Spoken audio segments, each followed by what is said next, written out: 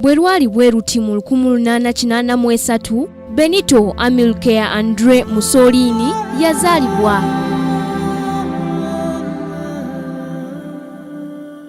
Ono yali amanyiddwa nnyo nga Benito Mussolini era nga yali Pulezidenti wa Yitale okuva mu 1922 okutuuka mu 1945.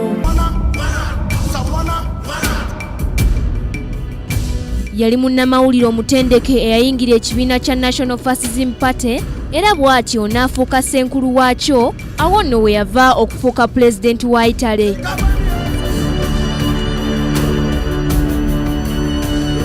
Mu kufuna obukulembeze, Mussolini yaggyawo amateeka gonna mu Yitale n'ateekawo agage agaali agannakyemalira ge yatuuma Deus, ekitegeeza obukulembeze.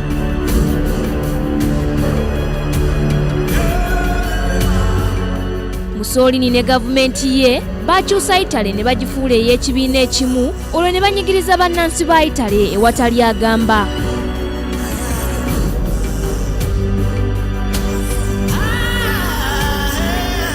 Mu myaka 5 Mussolini yeegatta ku musibira mu bbwa munne Adolf Hitler n'amuwa obuyambi mu kuyingirira Poland mu 1939.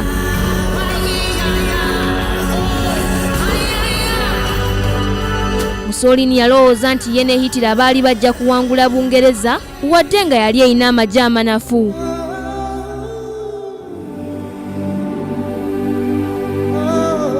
Wabula ebyavaamu tebyali birungi, anti olutalo olwo lwe lwavaako Ssematalo owookubiri mu 1945.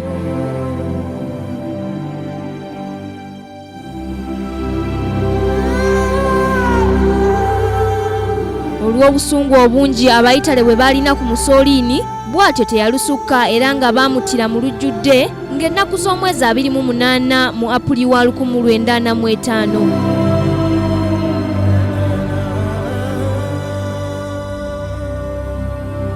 Wano ku ssemazinga wa Afirika, Mussolini tayinza kwerabirwa naddala mu ggwanga lya Ethiopia olw'okulemberamu olutalo lwa Italo-Ethiopian Crisis, bwe yali ayagala okufuula Ethiopia ettwale lya Yitale ekitaasoboka.